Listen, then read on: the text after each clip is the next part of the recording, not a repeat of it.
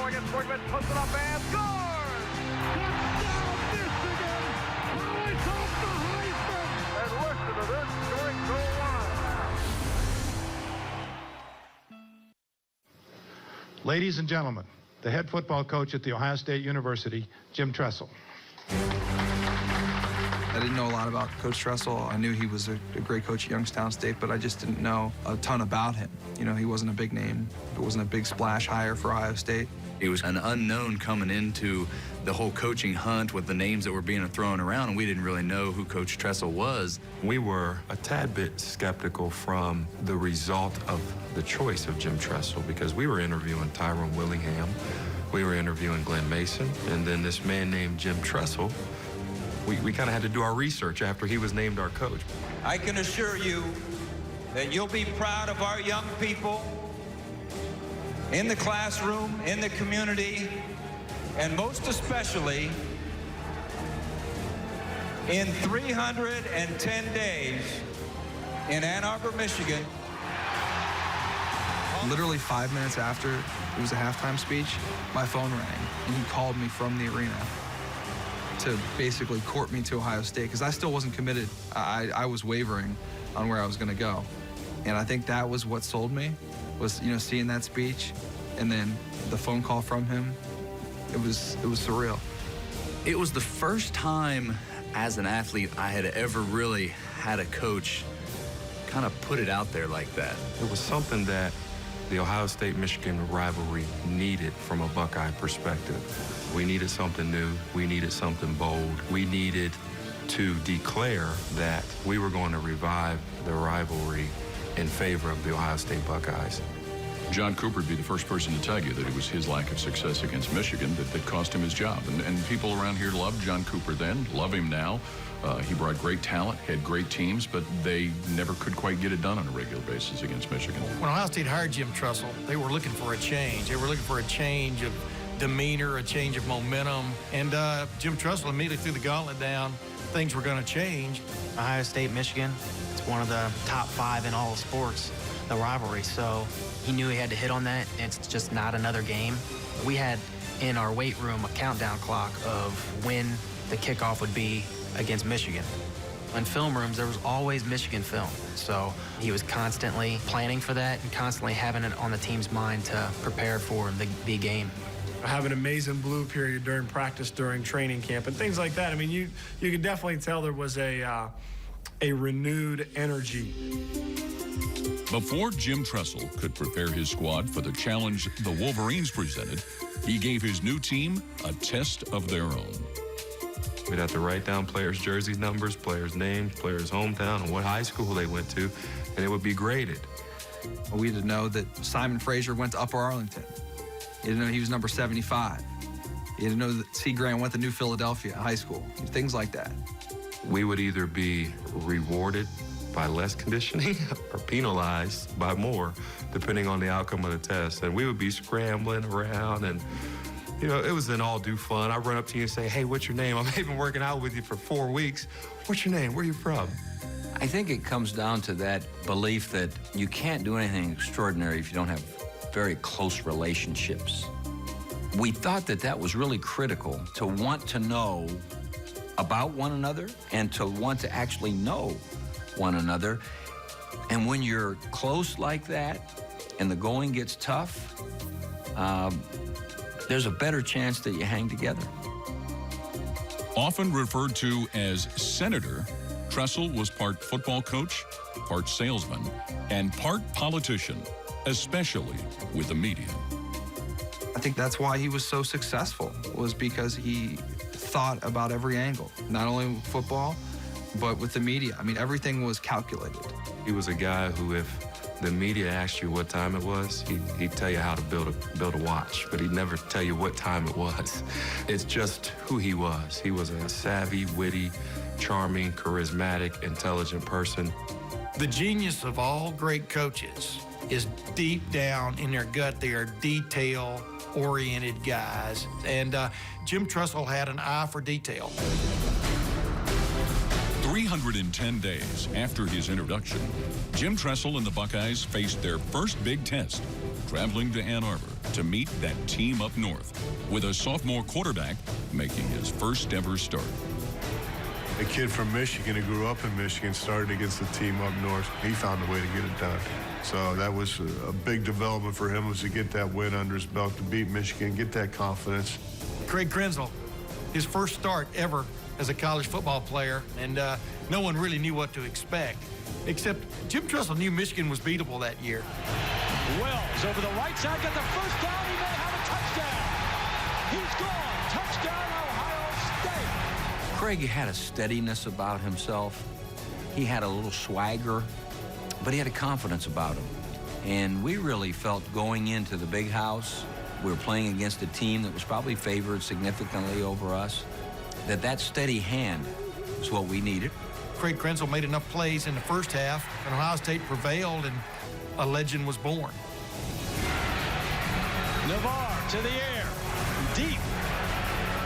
Intercepted, Ohio State holds off the upset. It's funny, the Michigan-Ohio State game had kind of become passé in Ann Arbor over the previous decade.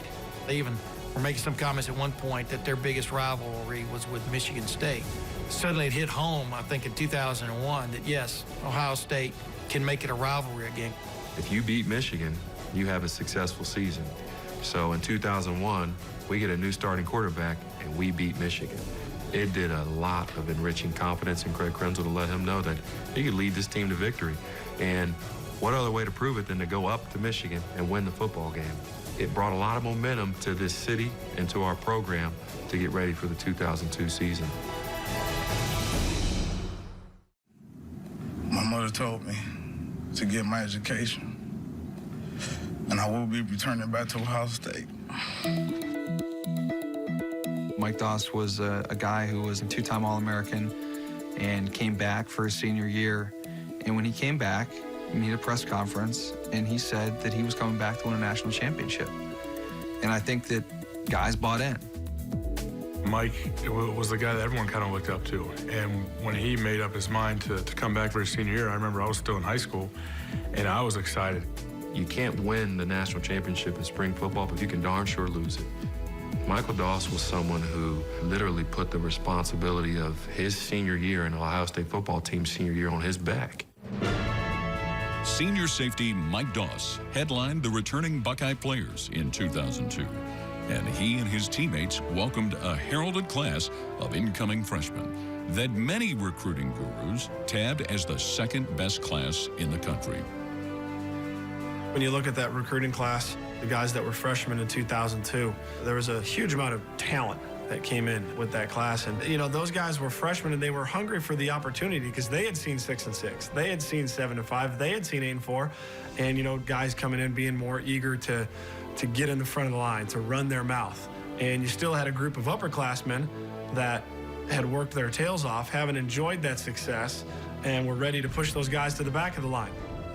I think it really brought the best out of a lot of the juniors and seniors. I mean, you had people come in like A.J. Hawk, Bobby Carpenter, and they were pushing the guys that were going to be starting that year, pushing Robert Reynolds, and I still remember A.J. really pushing C. Grant. I mean, C. Grant made the jump from corner to linebacker, and I think that's what made C. such a great linebacker. The biggest thing I saw was a belief, an agreement amongst a bunch of people that we're done with mediocrity.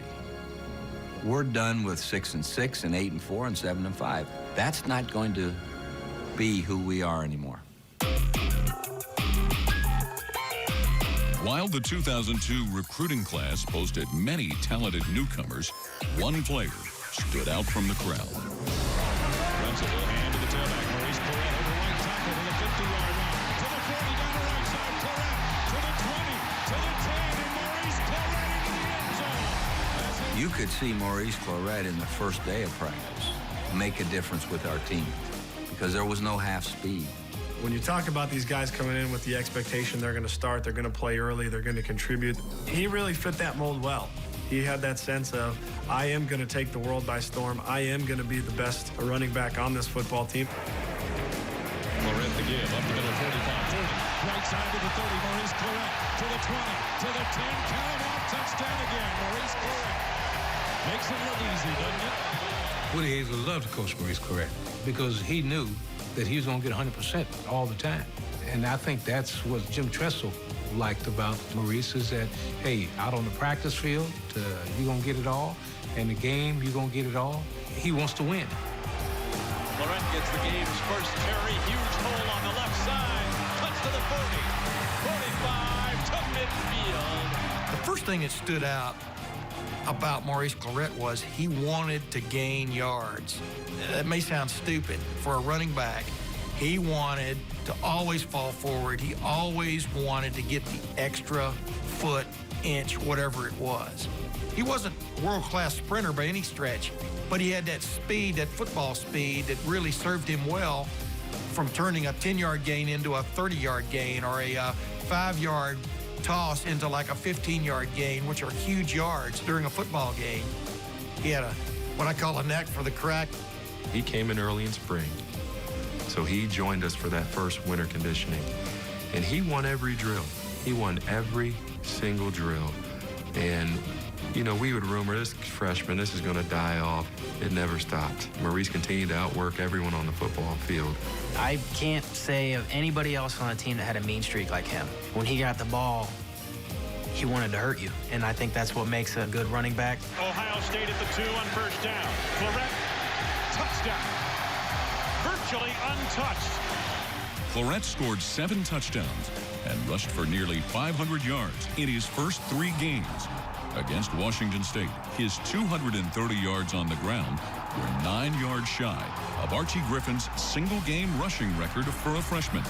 While Clarett seemingly had no weaknesses on the ground, he encountered his first speed bump when he and the Buckeyes flew to Northwestern for a road game. Hit hard at the 44. Dominique Price comes up, and they may have knocked it loose, and they did, and Northwestern recovered. Tension creates a lot of things. The particular game that Maurice had a little bit of a confrontation, if you will, with Tim Spencer on the sideline, not only was Maurice not having quite as good a game as he'd like, or was Ohio State having quite a good game as they'd like, but it was Maurice's first plane flight in his life.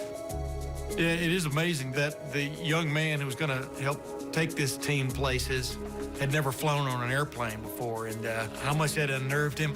All week long during the course of the game week, when we were talking about itineraries and meet the plane at this time, and you could just see him fidgeting a little bit. And in fact, I remember he and I talking a little bit about the fact that he said, "Coach, don't you remember I didn't go visit anywhere on recruiting trips? It wasn't because I didn't want to. I didn't want to fly." He actually sat right in front of me, and he was a nervous wreck the whole time. I remember somebody playing a trick on him underneath the seat where there's some steel where you can, kick it or flick it, and it'll give you a little vibration.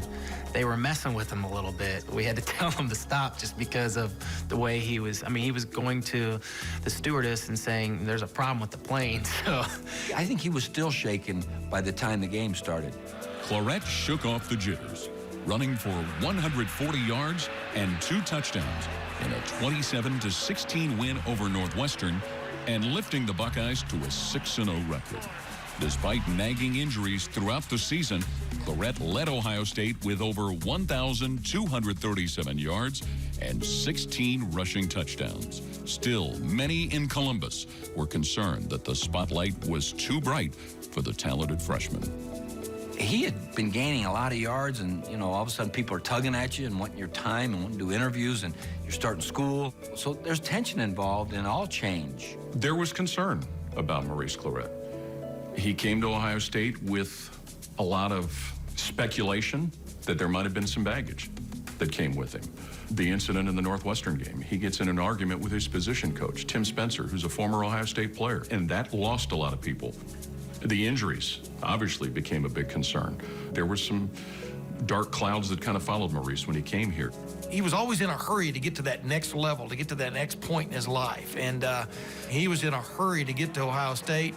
As it turned out, he was in a hurry to get to the NFL, but that's another story.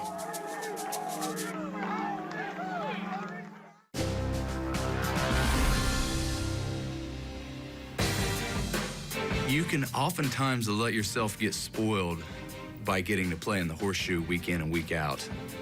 And you allow yourself to think, Archie Griffin stood on this field, Rex Kern stood on this field, Eddie George stood on this field, and to be able to stand on that field and have those 100 and some thousand fans going absolutely bananas for your team, it's something so few get to be a part of.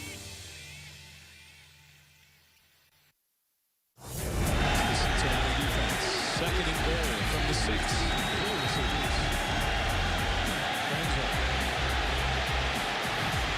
Keep the football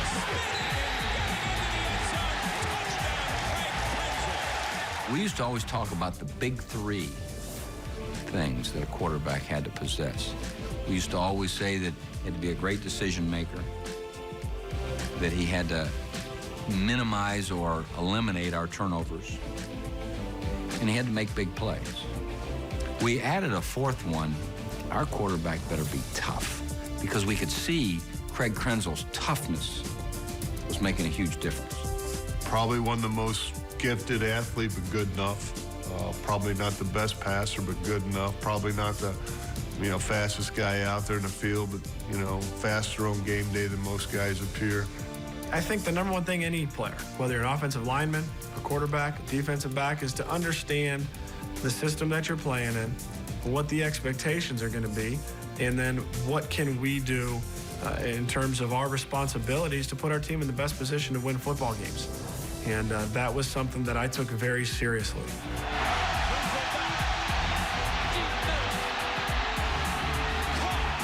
Craig Krenzel embodied what a championship quarterback needs to be, from obviously his physical play. And I think from a leadership perspective, we couldn't have chose anyone else to do that. People know how smart he is. Molecular genetics was his undergrad degree, but you really can't gauge someone's toughness if they've never been hurt. Craig never missed a game, never missed a play, never missed anything due to injury. I've seen a lot of guys who have a 3.76 GPA, but all of a sudden they're under fire and they're not smart anymore. Well, Craig, under fire, still had a 3.76 GPA. And he had that knack to make big plays when we needed them. While Craig Krenzel emerged as a reliable playmaker for the Buckeye offense, wide receiver Chris Gamble unexpectedly emerged as a playmaker on both sides of the ball. Chris Gamble's a freak. He is one of the best athletes I've ever come across. In practice, our corners will check our wideouts in one-on-one drill, and our wideouts will then go play defense, and our DBs, who all think they're great receivers, will go run routes and see if the offensive guys can check him. Well, every time Chris Gamble was on defense, the poor guy running against him couldn't even get up the line of scrimmage. I mean, he couldn't even think about getting a catch. We thought he was jumping routes because he knew the offensive playbook. So this guy's cheating. He's intercepting all these balls in practice. So maybe the coaches said, let's see if he's really jumping routes. We put him in on the defense. Man, he was a lockdown corner.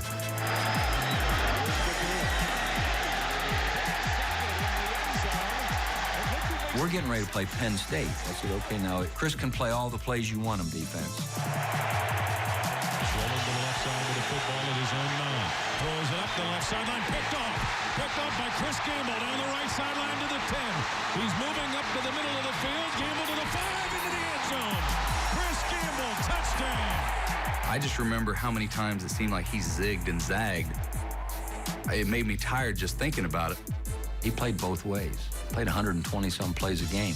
And I'd always go up to him in practice, or I'd go up to him in the game, knowing that wear and tear, and there's no way that physically you can play 120-some plays a game. And I'd say, CG, you all right? And the only thing he said to me for 14 games was, I'm straight. I was young still. I mean, I just felt like when I was on the field, I just wanted to make things happen, and I was having fun at the same time. But like I told him, I was all right. As long as we winning and as long as I'm doing my part, I'm good. On the reverse, Gamble down the sidelines. Nobody will catch him. Touchdown, Ohio State. I don't have a whole lot of regrets about my time at Ohio State. Probably the number one regret that I have is that we didn't do a good enough job of getting him the ball on the offensive side. But for him to make the conversion to switch over to play offense and defense. I mean, he could have been a star on the offensive side of the ball had we given him the ball more. You always look back on that year and just wonder if they had exploited Chris Gamble more on the offensive side of the ball, how much unclose a lot of the close games would have been. I remember thinking, you know, if Charles Woodson can win a Heisman Trophy over Peyton Manning, you know, how is Chris Gamble not winning?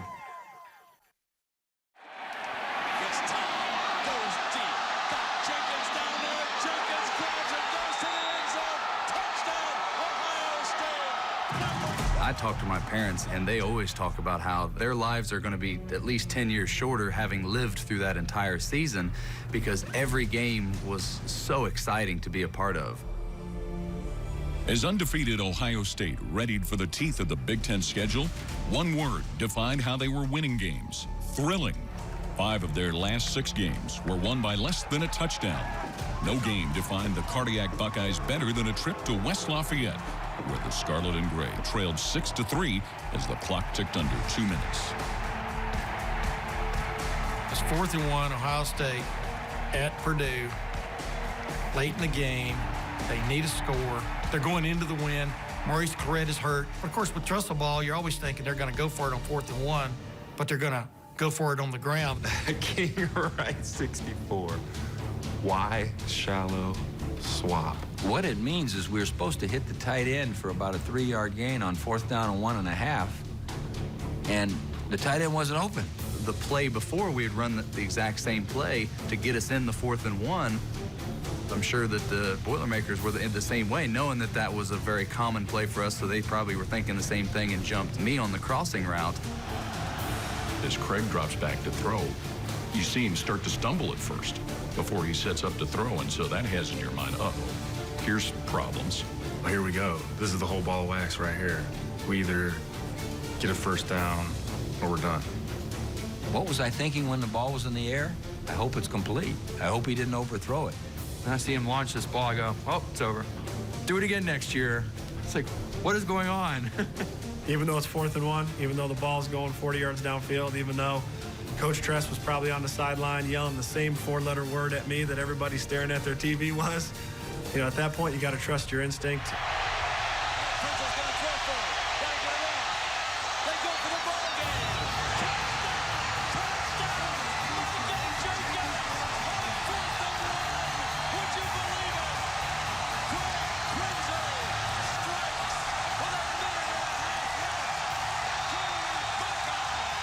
I just saw our section just explode.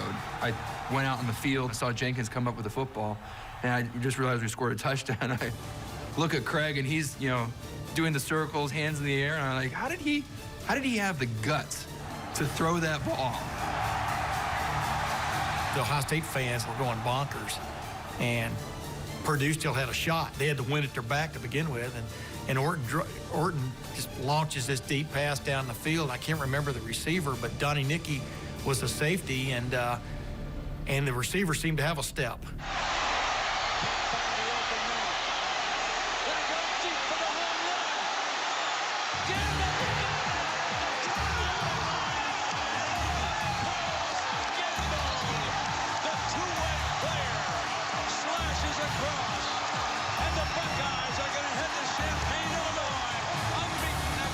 Coach Tressel always said, if you want to be a great team, if you want to be a team that someone remembers, you got to be undefeated in November. And we had come that far. And we didn't plan on losing in November. So we started to look around and say, why not? Why not us? Why not this Ohio State Buckeye team? Why not this team who was 7-5 last year and who really doesn't have a marquee player? Why not us? The following week, the Buckeyes traveled to Champaign to face an Illinois squad that was more talented than its 4-6 record indicated. The Purdue game kind of put things over the top, that maybe this was a team of destiny. And what was really odd about the Illinois game is when Illinois came back and tied that game late, and it went to overtime, the first overtime in Ohio State football history, there was a sense that Ohio State was going to pull it out. Because they pulled out the Purdue game, the Penn State game, they pulled out the Cincinnati game. What's overtime? Here's Gonna take off for the first down. Got it. First down. Kurt Krenzel. Ball at the 9-yard line. Now 2 weeks, 2 nail-biters. With a Big Ten title on the line, the Buckeyes return to Columbus to prepare for a Michigan team with revenge on their mind. The biggest challenge in the 2002 Ohio State-Michigan game was the reality that Michigan didn't like losing the year before, and they were going to play better than they were. The other reality was all that other noise. If we win the Big Ten. If we win, we go to the national championship game, all that stuff. As players, we're not dumb. We're not idiots. You're not in a shelter somewhere. You're watching TV, flipping on ESPN. You're hearing everybody say the same thing. Ohio State's back in the position that it's been in a number of times, and Michigan has killed that season a number of times.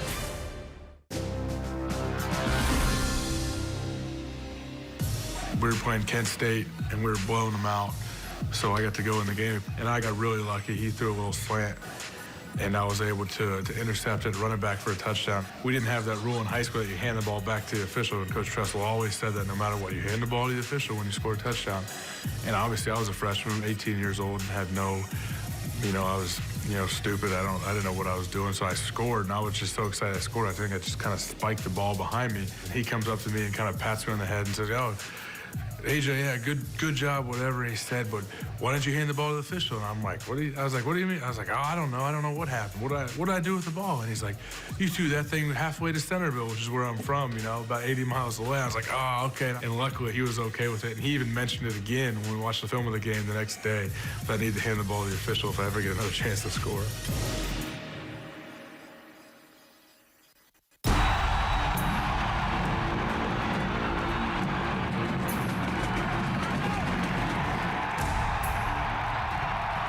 You come to Ohio State to play against Michigan, undefeated, national title. I mean, that's what your dream is. You aspire to play at the best programs in the country and be on the stage in the biggest game.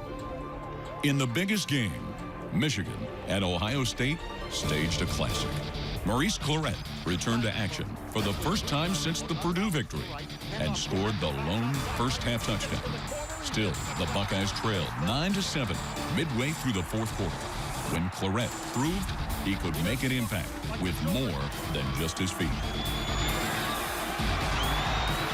Maurice Clarett had noticed that on play-action fake, it appeared Michigan was not really respecting him as a receiver after the fake. They were more worried about taking away Michael Jenkins, Chris Gamble, or whoever else was out in the route. And he suggested the wheel route, thought it would be wide open, and lo and behold, it was. Takes the handoff. Krenzel's going to throw it first down. Got a man wide open. It's Clarett. Out of bounds at the 6-yard line. Krenzel with the ball. Option. Pitch. Hall. Right side. 5-yard line. Touchdown, Maurice Hall. Trailing 14-9, the Wolverines pushed the Buckeyes defense to the brink twice. Each time, the home team had an answer. Great time. Fumble. Ball's picked up finally by the Buckeyes. Finally, the ball was rolling around. LaFatina's there. First down. Buckeyes. They had the ball moving, and Darian Scott makes a great play on the ball, strips the ball, we recover. Offensively, we're unable to run the clock out. We could have made that game a lot less interesting and got a couple first downs, taken a knee, chucked the ball up way up in the air, and then celebrated. Kick the ball back to them. They move it up to midfield. Throws into the end zone. Intercepted at the 5-yard line. And the Buckeyes are headed to the desert as Ohio State gets an interception on the final play of the game to beat Michigan. It was very surreal. The fans rushed the field, I think, before Will even hit the ground. And next thing you know, you're just in a sea of fans. Will Allen's game-saving interception clinched a perfect 13-0 regular season. The Buckeyes then turned their attention to the South, where they were on a collision course with the defending national champion, Miami Hurricanes. This was a game that was going to validate Miami as one of the dominant programs in the history of the game. You think about what happened the year before in Pasadena, and that Rose Bowl got out of hand very quickly and just became a showcase for the program. That's all you heard about was Miami. How good their players are, how much more dominant they've been in their streak. They haven't lost in 2 years. This was a team that could not be beat.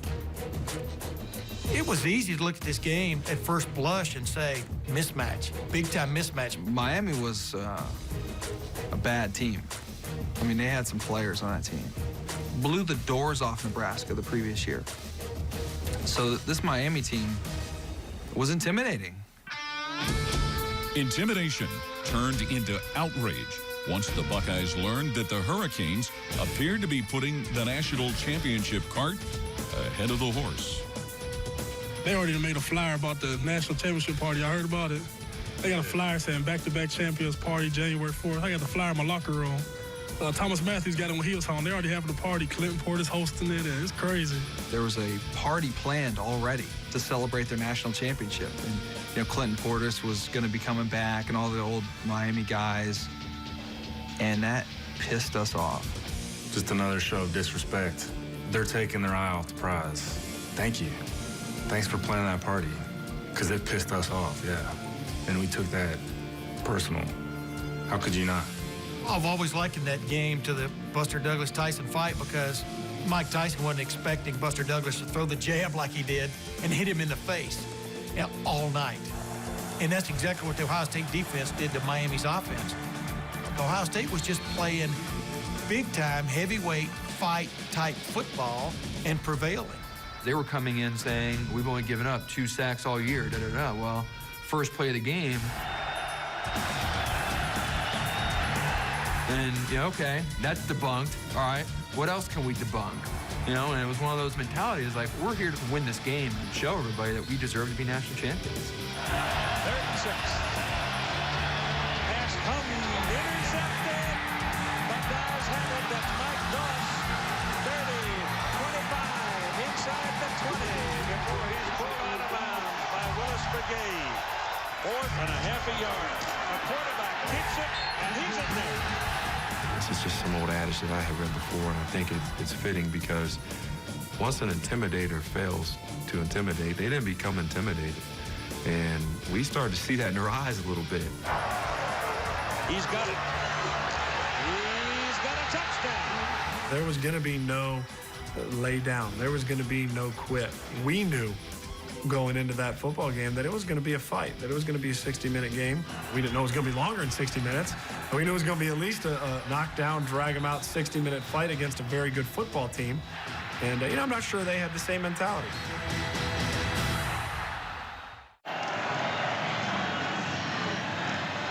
Brenzel deep, down the sidelines, Gamble.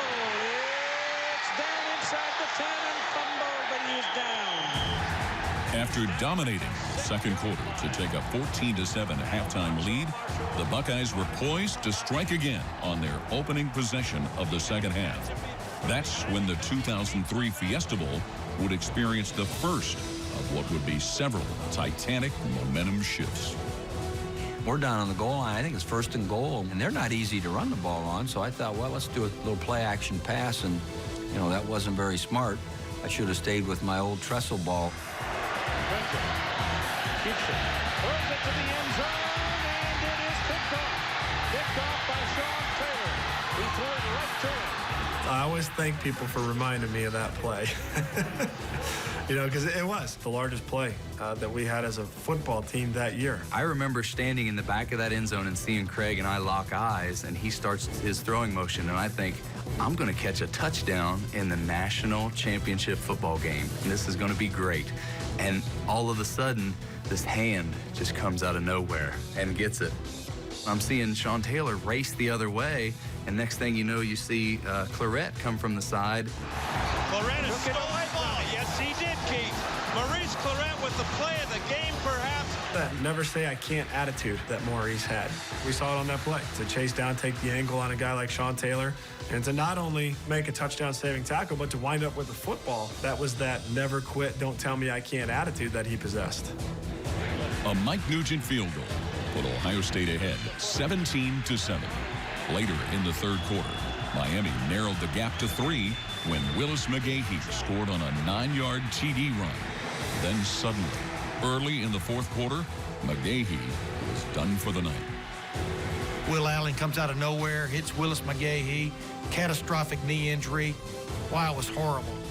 And suddenly, the air comes out of the balloon again for Miami. Ohio State failed to run the clock out. The Hurricanes had one last chance to tie the game, and they made it count. Here comes Westbrook Parrish. Parrish getting to the sidelines, gets a block. And he's finally taken down all the way down the field at the 26-yard line. Big return by Westbrook Parrish. The Buckeyes' defense stiffened, forcing Miami place kicker Todd Sievers to attempt a game-tying 40-yard field goal. Chris Harvey snaps. Crenshaw holds. But we're going to overtime. In overtime, Miami received the ball first and scored on a 7-yard TD pass to Kellen Winslow Jr. Ohio State needed a touchdown on their possession, but first they needed to convert a 4th and 14. Winslow steps up and goes to the sidelines, and that's good for a first down. Caught by Michael Jenkins. 4th and 14, are you kidding me? Against that Miami defense? You think they're going to find a way to come up with a stop there? No, they don't. It's one of those things, going back to the Purdue game. It's like, no, here it is, game over, you know. And we saw Mike come down with the ball, and that's where the D word started coming back into play. You know, this is destiny. Later in the drive, Ohio State was faced with a 4th down and 3 on the Miami 5-yard line. With the season on the line, Craig Krenzel went to Chris Gamble this time. I didn't even see the play. When I released the ball, I got knocked over. Fireworks were going off. You know, they're rushing the field. And I knew right away fireworks aren't going off because we scored to tie the game. Barrett's up there as a wide out too. The ball goes into the end zone, and it is incomplete. Intended for Gamble. Now there is a penalty flag thrown. I locked on watching that referee, and I could see he was processing. That brain was churning. Smoke was coming out of his ears, and he took forever. He could have knit a hanky in the time it took for him to make that decision. Felt like eternity. It felt like 10 minutes. Miami guys are dancing, throwing their helmets in the air, you know, going crazy. And then you start to hear like some commotion coming down from the end. Oh, it's a penalty. Everyone on the sideline started yelling, there's a flag on the field. I think at that point we knew, like, all right, this is about to happen. Once again, same feeling, Purdue, the Holy Buckeye play. I took my helmet off, and I remember slamming it on the ground as hard as I could and kind of throwing it at the ground, and it bounced, you know, 8 or 10 yards away from me. I remember one of the guys coming over and saying, you know, hey, you got to get up. They threw a flag. And as I kind of realized, hey, what's going on here, my first thought was, where's my helmet? Oh, crap, I got to go find my helmet. And sure enough, it was about 10 yards away. So I kind of moseyed on over, picked up my helmet, walked back over like I was in control the whole time, knew what was going on. Yes, sir, we'll take the penalty. Let's keep going. I was hurt, you know, but I knew it was a pass interference, but I didn't see the flag at the time. But once I seen it, I knew we had another chance to tie it up. It was pass interference. They can say it all they want. It was pass interference. He may have took a long time to make the call, but it was a flag, and it should have been thrown. They'd have called it on me all day, because I think I led the Big Ten in pass interference calls that year. I thought it was definitely the right call, and just like it took guts for Craig Krenzel to throw that pass to Michael Jenkins at Purdue that day, it took guts to make that call. But really, the official, Terry Porter, was at ease with it. Krenzel sneaking touchdown. Tied at 24-24, the teams went to a second overtime, with Ohio State getting the ball first. Fittingly, the Buckeyes season would conclude the way it began, with its leading rusher having a multi-touchdown game. Second down from the 5. Touchdown. It is literally a microcosm of what made this guy great. Took the ball, started wide, saw that there was a crack inside, sideswiped a defender, who had made a move on him, basically ran through another tackle and then dove for the end zone. With a 7-point lead, it was now up to the Buckeyes D to seal the victory. By 7. Dorsey's pass incomplete. He was pressured. Dorsey may be hurt, Keith. He took a hard hit. That blitz had become our signature, our go-to defensive call. With Ohio State leading 31-24 in the second overtime, the Hurricane season came down to one last play on 4th and goal, and the Buckeye defense was in full attack mode. Dylan Winslow and Dorsey under pressure. Throws it. It's a kitchen sink blitz. We love that blitz. Ask any player in that defense about field Maka. He comes off the edge and grabs Dorsey, and he's flailing to get rid of the ball. No better way to end it. I see Ken Dorsey get pressured, and the ball comes up, and I just hit the ball down. And it all just kind of hits us at the same moment. Game over.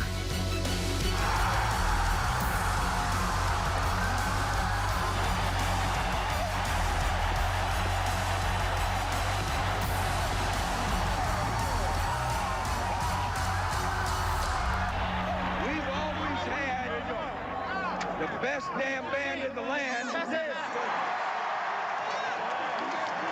Now we got the best damn team in the land.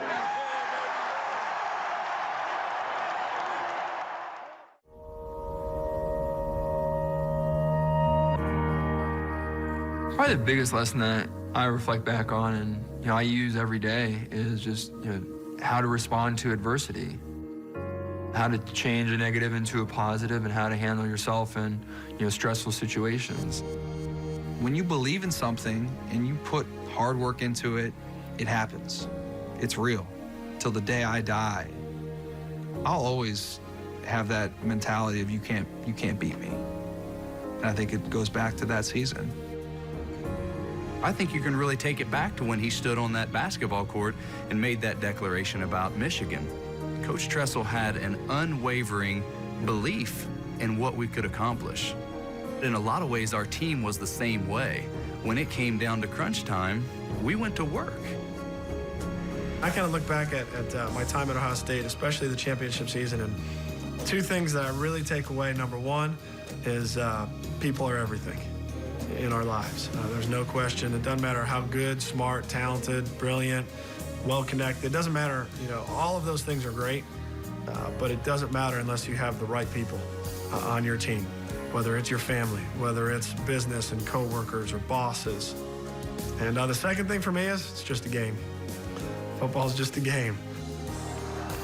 I don't flash back on that season very often. There was something special about every team. As I think back to '02, probably the thing that jumps out at me the most is the joy that it brought the Ohio State faithful.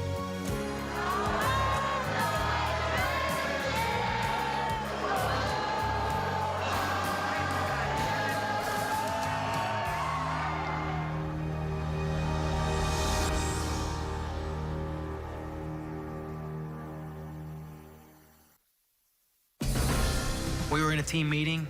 At the end of that, Darian Scott comes up and says, Coach Tressel, we want you to get cornrows. If you win all your games, I'll get cornrows. 2 months goes by, we don't see Coach Tressel with any cornrows or anything like that. I remember him coming out to a 6 a.m. workout with cornrows.